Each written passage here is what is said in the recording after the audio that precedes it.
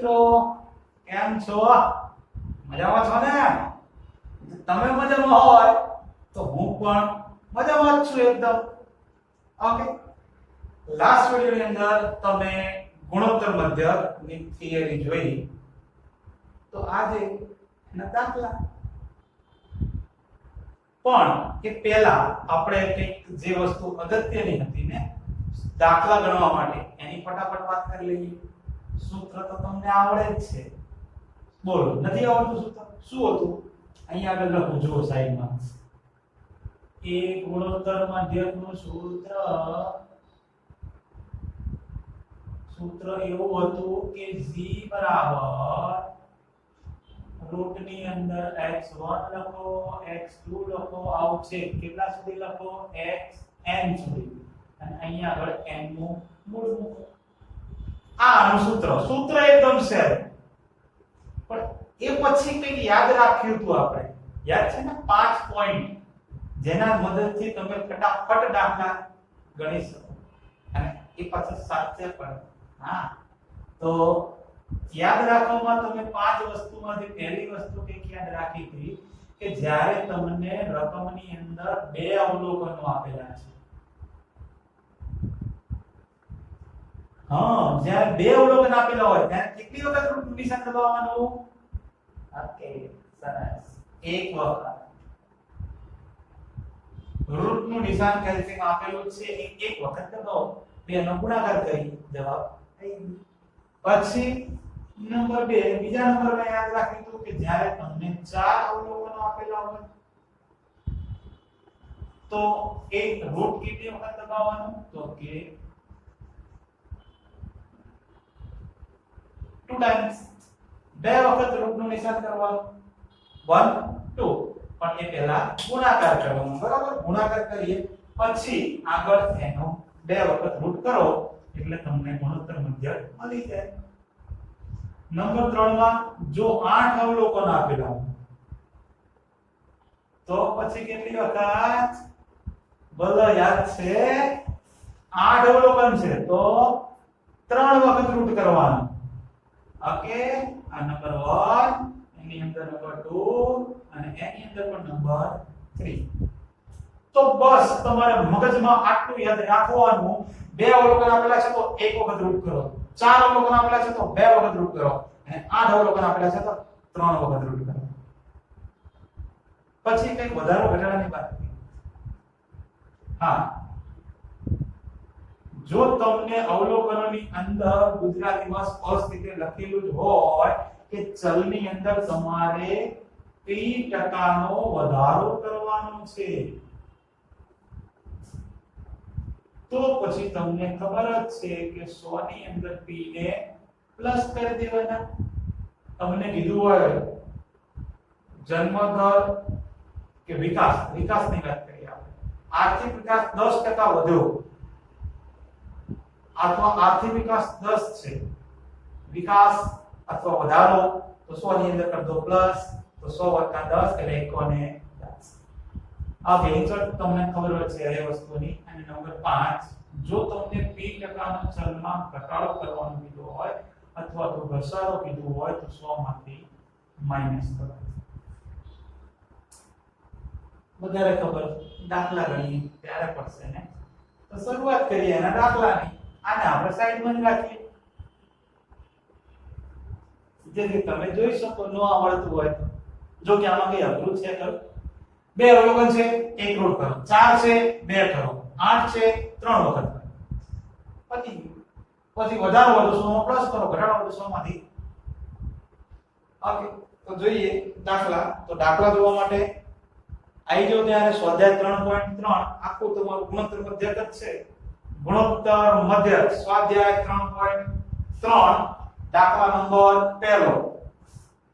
સ્વાધ્યાય 3.3 દાખલા number 1, page number 84. તો વાંચો, વાંધો નહીં. ધ્યાન નહીં આપો કોઈ વાંધો નથી. નીચેની માહિતી એક વર્ગના 8 વિદ્યાર્થીઓએ છેલ્લા મહિનામાં વાંચેલા પુસ્તકોની સંખ્યા દર્શાવે છે. વાંચેલા પુસ્તકોની સંખ્યા.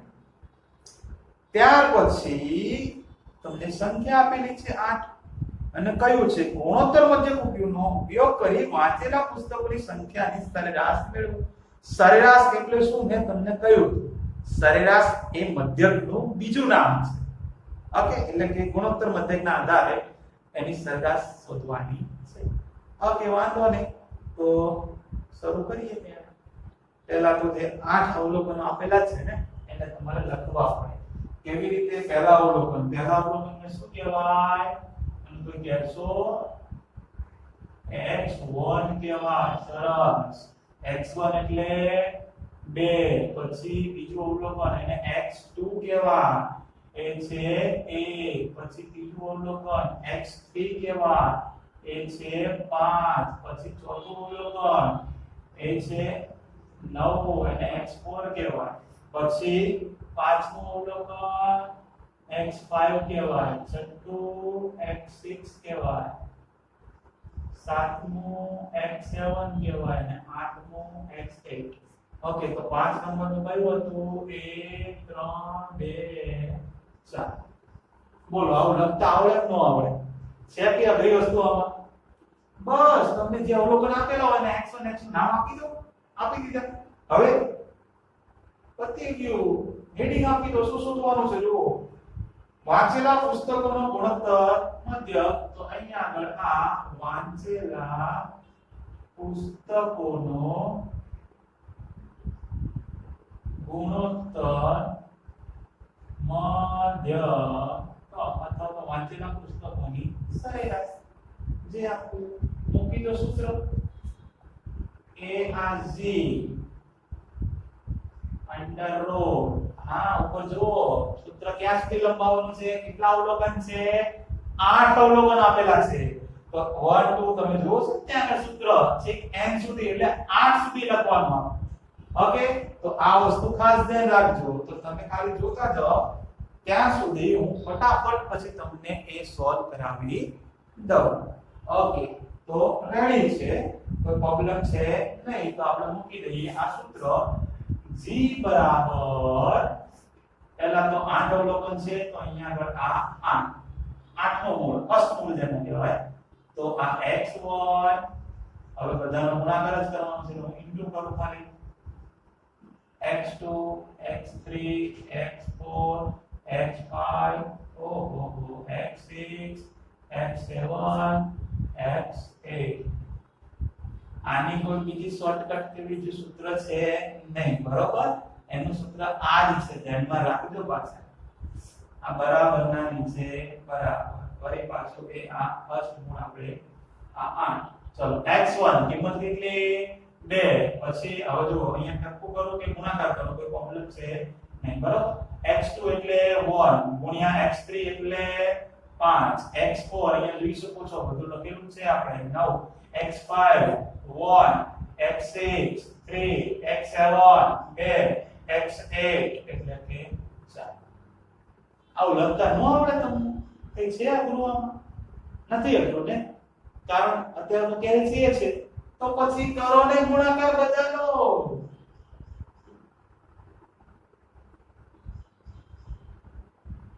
બોલો કેટલો ગુણાકાર આવ્યો? 2160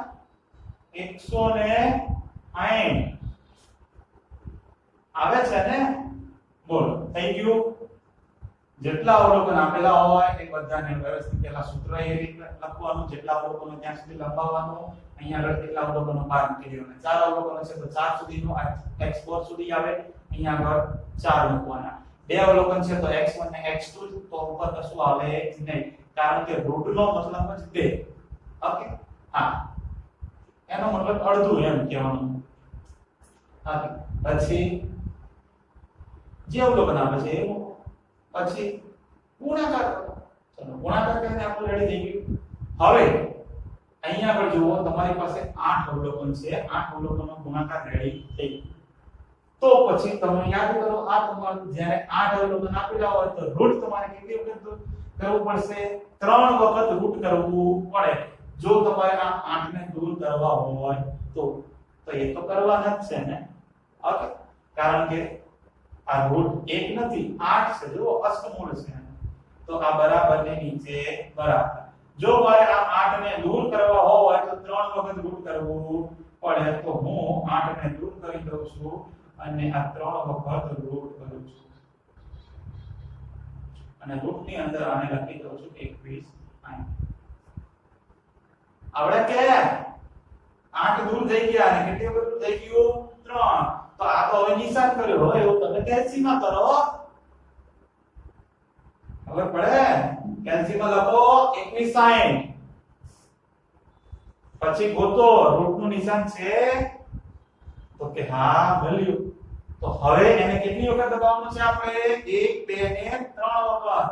તો રૂટ રૂટ રૂટ રૂટ જાવ 3 જ વખત કરવાનું. એના માટે તો આપણે સ્માર્ટ રીતે યાદ રાખવું છે ને. તો બોલો હવે ફાઇનલ આન્સર કેટલો આવ્યો 2.6109. આપણે 4 આંકડામાં લખીએ પછી એને કન્વર્ટ કરી દઈએ 2 આંકડામાં. બીજો આંકડો 5 કે 5 કરતા મોટો હોય તો આને 65 કરી દઈએ, પણ નથી મોટો તો પછી 2.61. અને આ શું આવ્યા છે એની વાત છે તમારા પુસ્તકોની.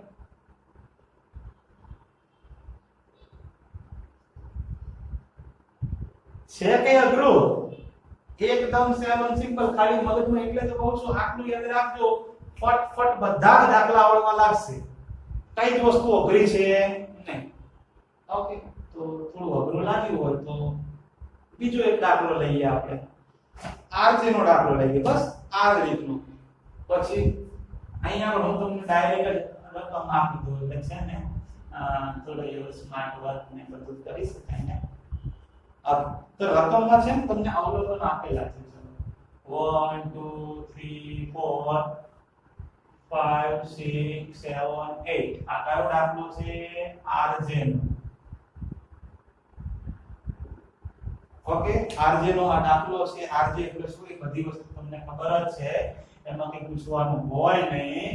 અને બાકી તમારે બધી વસ્તુ અહીંયા જો આને શું કહેવાય? સ્માર્ટ વર્ક તરીકે.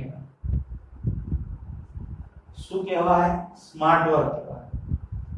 ઓકે, આ અવલોકનો આપેલા છે. તમારે ગુણોત્તર મધ્યક શોધવાનો છે, બાકી બીજું કશું શોધવાનું છે નહીં. ખાલી ગુણોત્તર મધ્યક શોધો બસ. તો આપણે હેડિંગ આપી દીધું ગુણોત્તર મધ્યક. સૂત્ર લગાઈ ગયું? લખ્યું ના લખ્યું? હવે કિંમત મૂકીએ.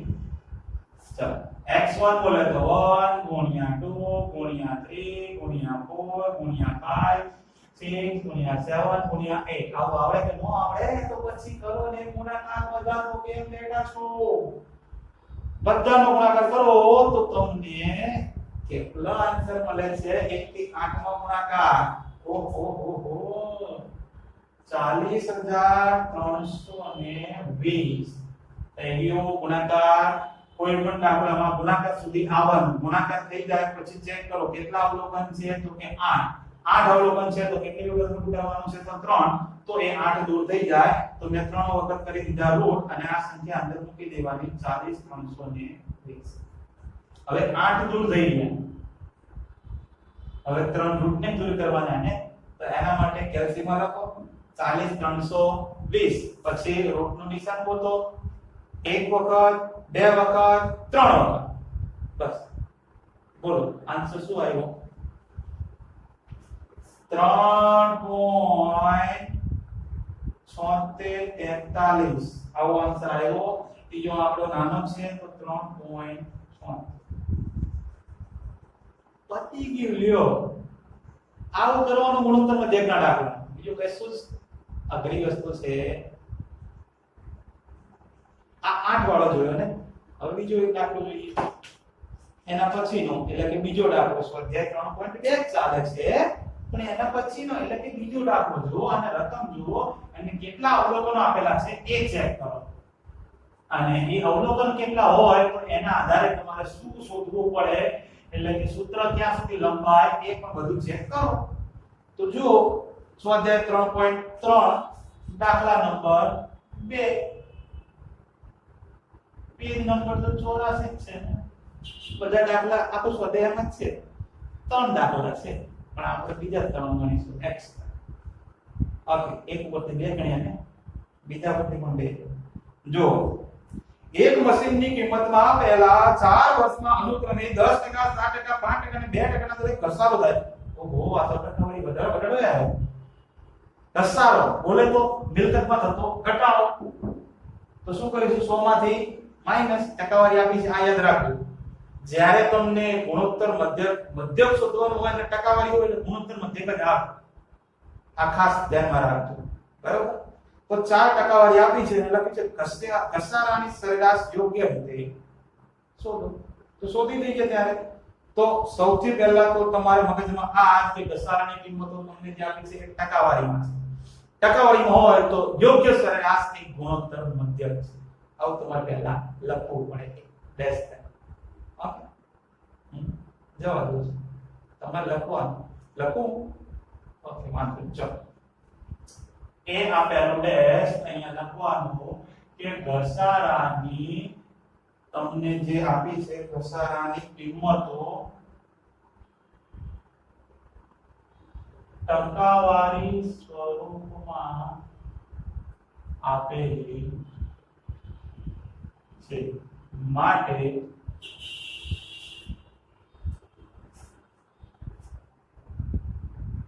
ઘસારાની યોગ્ય સરેરાશ ગુણ છે. ગુણ છે એટલે ગુણોત્તર નથી. ગુણ છે વાંધો નહીં. તો ખબર પડે કે ગુણનો ઉપયોગ કરવાનો આવે તો પછી કરી દો વધારો ઘટાડો. જો પહેલો અવલોકન પહેલા તો હું અહીંયા ચારે ચાર અવલોકન લખું છું. x1 x2 x3 x4.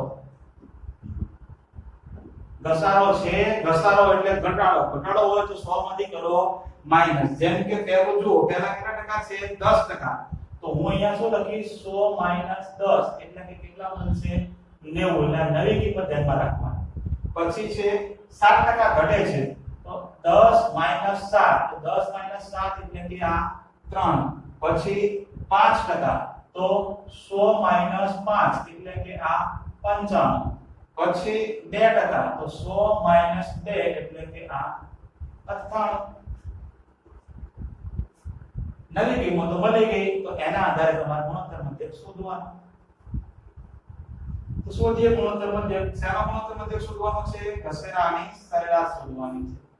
તો આ ઘસારાની સરેરાશ. બોલો તો આના માટે જી નું સૂત્ર કેટલા અવલોકન છે?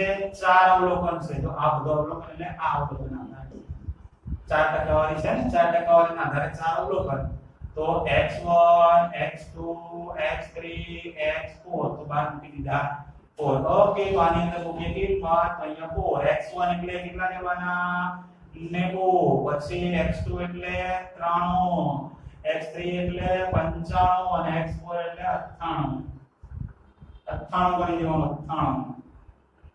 હવે આ 4 એના કેલ્સી છે તો 4 નો ગુણાકાર. 4 નો ગુણાકાર કરશો એટલે સરસ લ્યો તો તમને મળશે 77 92 47 00. આવું કંઈક મળે છે. વાંધો નહીં, લખી દેવાનું. ગભરાટ નહીં થવાનું, લખી દેવાનું જે હોય. ઓકે, તો હવે કેટલા અવલોકન છે? 4. તો યાદ કરો 4 અવલોકન હોય પહેલા અહીંયા. તો કેટલી વખત રૂટ કરીશું? 2 વખત. હું 2 વખત રૂટ કરું તો એ 4 નીકળી જાય. આ 4 ને નીકાળવાના છે. તો વાંધો નહીં, એ આ રૂટ, એ આ બીજો રૂટ અને એની અંદર આ જ કિંમત આપણે લખી દેવાની. લ્યો રૂટ ની ઉપર બાર 4 હતા એ 4 દૂર થઈ ગયા કારણ કે ડબલ વખત રૂટ કર્યું. હવે એ રૂટ ને પણ દૂર કરવાનો. તો એ રૂટ ને દૂર કરવા માટે કેલ્સી કાઢો.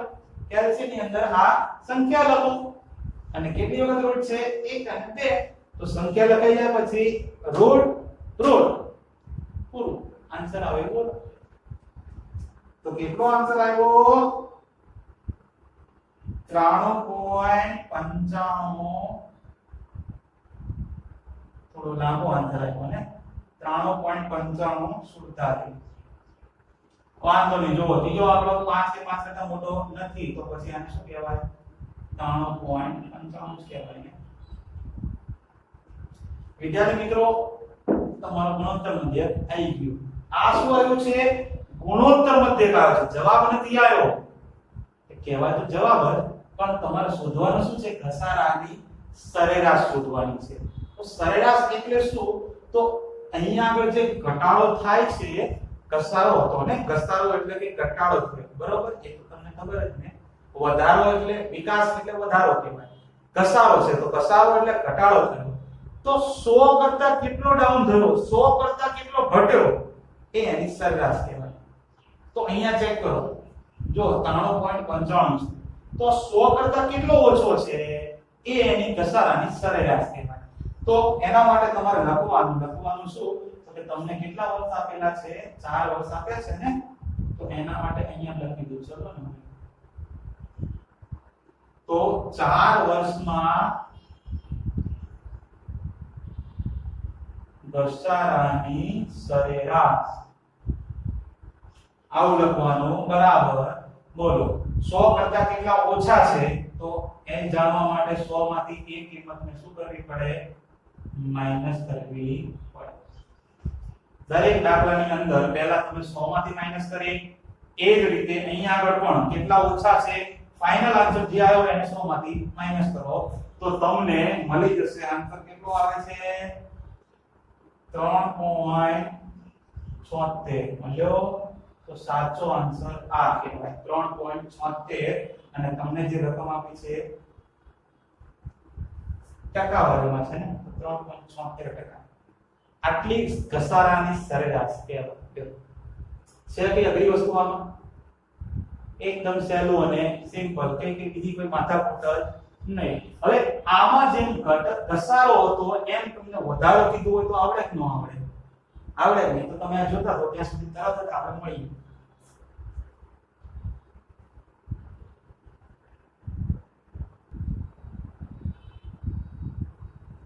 હા તો વિદ્યાર્થી મિત્રો હવે આપણે એક આરજે નો દાખલો લઈએ જેમાં કંઈક આપણે વધારાની વાત કરીએ છીએ તો વાંધો નહીં હું રકમ વાંચું છું તમે ખાસ ધ્યાન રાખજો બરાબર કે એક વિસ્તારની વસ્તીમાં 4 વર્ષમાં અનુક્રમે 15%, 18%, 13% અને 20% નો વધારો થયો છે વધારો એટલે 100 ની અંદર કરવાના પ્લસ અને વસ્તી વધારાની સરેરાશ મેળવવાની છે વાંધો નહીં હવે તમને રકમ જે છે એ ટકાવારીમાં આપી છે વસ્તી વધારાની કિંમતો તો કેલ્ક્યુલેટ લખવાનું આપણે કે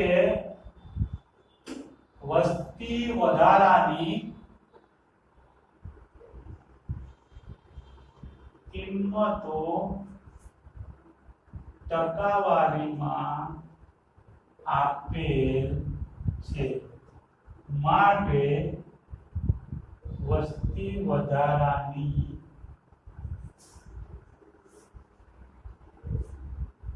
યોગ્ય સરેરાશ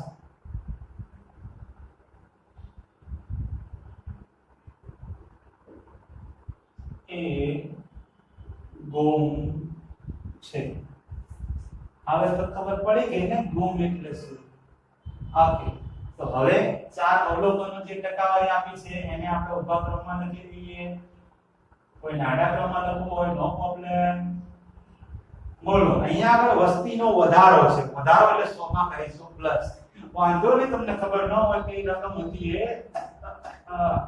પણ પહેલા 100 તો લખતા આવડે કે ન આવડે પછી વધારો છે તો પ્લસ કરતા આવડે કે ન આવડે હવે હું રકમ બોલું છું પછી સરવાળો કરજો ને તમે ઓકે તો પહેલા 15% એટલે કે આ પ્લસ 15 તો કેટલા થશે 115 પછી 18% તો આ 18 તો 118 પછી 13% તો આ 13 તો 113 અને પછી 20% તો આ 20 એટલે 120 બસ હવે તો શાંતિ ને ઓકે તો હેડિંગ આપી દઈએ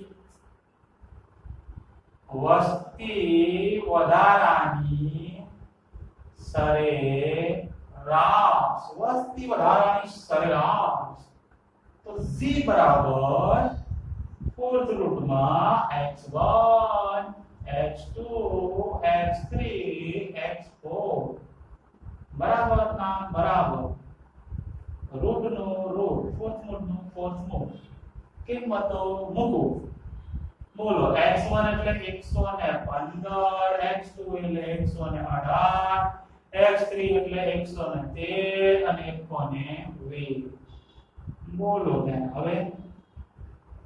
હવે બોલવાનું પહેલા કેન્સલ જોડાવવાનું પછી બોલવાનું ઓકે તો કરો ત્યારે ચારેનો ગુણાકાર તો 184009200 ओके आवे छे आता है ना ओके ध्यान रखने का कुछ भी गलत हो तो बोलने का ओके तो હવે ગુણાકાર થઈ ગયો ગુણાકાર થાય તો પહેલા આ 4 ને દૂર કરો તો 4 ને દૂર કરવા માટે કેટલા અવલોકનો 4 તો કેટલી વખત રૂટ કરો એક વખત થઈ ગયો અને એ આ બીજી વખત તો આ રકમ હવે લખી દો 184009200 છે ઓકે તો 4 દૂર થઈ ગયા હવે આ બે રૂટને દૂર કરો તો એલસીએમ રકમ લખી દો પછી રૂટ પતી ગયું આન્સર બોલો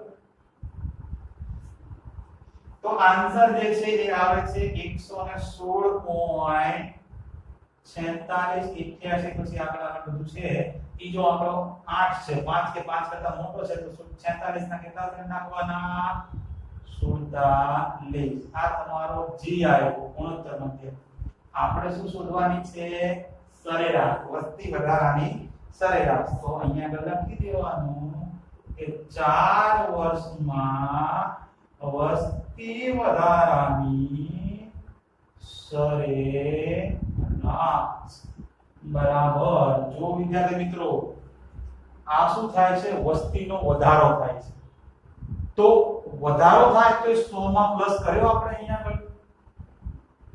અહીંયા આગળ જો આટલા ટકા વધતો તો એ પ્લસ કર્યો એટલે આ કિંમત હવે આ 115 લખ્યા હોય તો આમાં વધારો કેટલો થયો હતો 15 ટકા આ તો ખબર પડે કે ન પડે 115 માંથી 100 માઈનસ કરી એટલે ખબર પડે 15 ટકાનો વધારો થયો કહેવાય તમને કોઈ કિંમત આપે ડાયરેક્ટ 113 આમાં વધારો કેટલો થયો કહેવાય તો કે 13 ટકાનો 100 તો હોય જ પ્લસ વધારો કેટલો છે 13 તો 113 થાય ને એ રીતે આ 120 માં વધારો કેટલાનો કહેવાય 20 બે નહીં સોરી 20 તો આ તમને ખબર પડે તો અહીંયા ખબર ન પડે તો કેલ્ક્યુલેટ દોડાવવું પડે 100 કરતા કેટલા વધારે છે જેમ કે 120 માં 100 કરતા કેટલા વધારે તો કે 20 તો 20 ટકાનો વધારો 118 માં 100 કરતા કેટલા વધારે છે તો કે 18 તો 18 ટકાનો વધારો તો એ જ વસ્તુ અહીંયા આગળ આ 116.47 છે તો 100 કરતા કેટલા વધારે છે કેટલા ટકાનો વધારો કહેવાય તો એ જાણવા માટે હું આ કામ કરું તો 116.47 આમાંથી 100 માઈનસ કરી દઉં તો વધારો કેટલો મને ખબર પડી જાય ને ઓકે તો કેટલો વધારો આવે છે 16.47 અને પાછળ ટકા એટલે ટકા અહીં લે સેટ અઘરી વસ્તુમાં અઘરી લાગે તો વિડિયો સ્ટોપ કરી પાછળ જતા રહો જોઈ લો ફરીથી વિડિયો ઓકે તો આ તમારા 4 અવલોકનો આપેલા હોય ત્યાં એટલે કે સ્વાધ્યાય 3.2 એના બે દાખલા પૂરા પ્લસ બીજા બે એક્સ્ટ્રા થયા તો હવે ત્રીજા દાખલા રકમ વાંચો તમે ત્યાં સુધી હું રિમૂવ કરી દઉં આ બધી વસ્તુ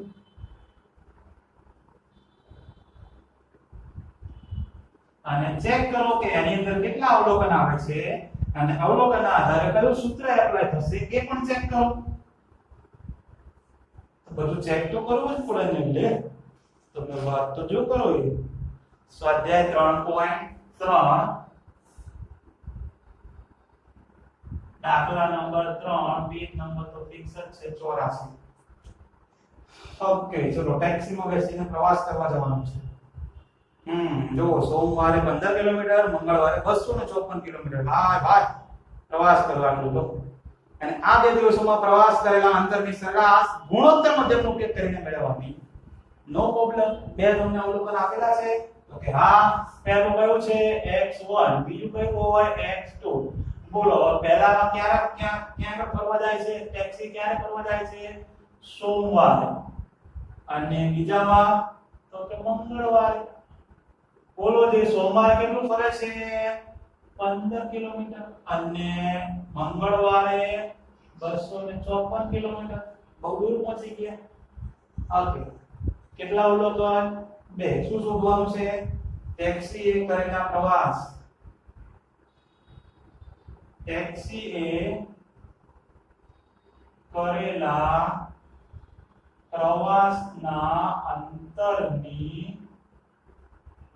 સરેરાશ. જો સરેરાશ, પણ અહીંયા વધારો ઘટાડો એવું કશું છે નહીં, એટલે 100 માં પ્લસ માઈનસ કશું ધ્યાનમાં રાખવાનું નહીં. એ તો છે ને તમને ટકાવારી આપેલી હોય ત્યારે જ એ વસ્તુ ધ્યાનમાં રાખો. ઓકે, તો હવે અહીંયા તો કઈ રીતે કરવાનું? તો મૂકી દો સૂત્ર. અહીંયા x1 x2. હવે 2 લખવાના નહીં, બરોબર? આ ધ્યાન રાખજો. ખાલી 2 ન લખાય, બાકી ગમે એટલા આંકડા ઉપર આવે તો બધું લખો. ઓકે, આ રૂપમાં x1 એટલે કે આ 15, x2 એટલે કે 254. તો કરો પહેલા ગુણાકાર બંનેનો. તો કેટલું આવ્યું? 3810. તો હવે અહીંયા તો એક જ રૂટ છે, એટલે અવલોકનો કેટલા છે? તો કે 2 છે ને, 15 અને 254. તો કેટલી વખત રૂટ કરવાનું? એક વખત. તો હવે એક વખત તો રૂટ આપેલું છે, પણ કેલ્સીયમ તો ઉપયોગ કરવાનો જ ને. તો કાઢી દો રૂટ. ત્યારે 3810 લખી એક વખત રૂટ દબાઈ દો, આન્સર આવી ગયો. બોલો કેટલું આવ્યું? 61.43 સોરી 73. અને આમાં છે કિલોમીટર છે ને, કિમી. તો આ તમારો જી. પછી ગયો દાખલો લે. હા, અને હવે આપણે અહીંયા એક બીજો RJ નો દાખલો પણ લઈ લઈએ. RJ 3 આવ્યો, ખબર છે ને? પહેલા 1 પછી 2 અને હવે 3. દાખલાની જેમ જ પહેલો દાખલો RJ1, બીજો દાખલો RJ2, ત્રીજો દાખલો RJ3. તો હવે એની અંદર તમને ખાલી 2 સંખ્યાઓ તમને આપી દો. અહીંયા લખું છું સર, x1 બરાબર 12 અને x2 બરાબર 48. આ 2 સંખ્યાનો ગુણોત્તર મધ્યક શોધવાનું છે. લો, આવડે ન આવડે કશું જ કરવાનું નહીં, ખાલી શું શોધવાનું છે? તો કે g. તો મૂકી દો સૂત્ર. આ x1 x2 મૂકો કિંમત. તો x1 બોલે તો 12, x2 બોલે તો આ 48. બોલો 12 ગુણ્યા 48 બોલે તો 576. હવે રૂટ જ છે તો પછી ડાયરેક્ટ રૂટ જ કરવાનું હોય ને. આ તો બધાને ખબર પડે, કારણ કે ઉપર કશું છે. તો 2 અવલોકન. તો એક વખત રૂટ કરો, 576 ને રૂટમાંથી બહાર કાઢો તો કેટલા આવ્યા? છે કશું અઘરું? ખાલી મગજમાં આ 5 પોઈન્ટ યાદ રાખવાના છે. ગુણોત્તર મધ્યકનો કોઈ પણ દાખલો હોય તમને આવડે ને આવડે. આટલું કરો, 5 પોઈન્ટ એટલે 80% આપણે. અને હોમવર્ક કરીએ એટલે પછી 100% આવડશે. ઓકે, તો જો આ દાખલો ત્યાં સુધી આવી રહ્યો છે આપણું હોમવર્ક. અને હોમવર્કમાં પણ બહુ સરસ મજાના દાખલા છે. તો વિદ્યાર્થી મિત્રો, આ આપણું આજનું હોમવર્ક તમે જોઈ લો.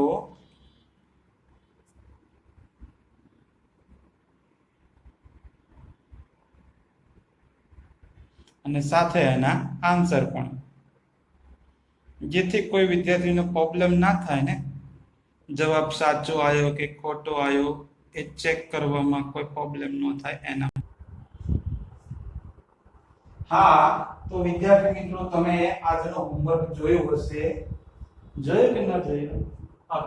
કેટલી વખત કરવાનું? એમાં દરેક લેક્ચરમાં કહેવાનું ના હોય, એ પછી પૂછવાનું હોય જ નહીં. જે દાખલા ચાલે એ 2 વખત હોય. હોમવર્કમાં આપ્યા RJ ના એ બધા એક વખત. ઓકે, આપણે જે અહીંયા આગળ ગુણોત્તર મધ્યકનો બીજો ભાગ પૂરો કર્યો. હા, એક પહેલો વિડિયો હતો થિયરીનો, એ પહેલો ભાગ હતો. આ દાખલાનો આ બીજો ભાગ, અને હજી એક ત્રીજો ભાગ બાકી છે. બરાબર? આ લગભગ બધાની સ્કૂલમાં આ રીતના જ દાખલાઓ પૂછાતા હોય છે, પરંતુ મારે તો બધાને ધ્યાનમાં રાખવા પડે ને. અમુક વિદ્યાર્થીઓને થોડા એવા આગળના લેવલના દાખલાઓ આવશે, જો કે બધાની સ્કૂલમાં આવી શકે, નો ડાઉટ, એ તો કોઈ પ્રશ્ન છે જ નહીં. તો એના માટે આપણે પાર્ટ 3 પણ બનાવવો પડશે ને. ઓકે, તો ત્યાં સુધી તમે પ્રેક્ટિસ કરતા રહો. મળીએ ત્યારે નવા વિડીયોમાં પાર્ટ 3 ની અંદર. ત્યાં સુધી Tata, bye bye, C you, અને પ્લીઝ ટેક કેર.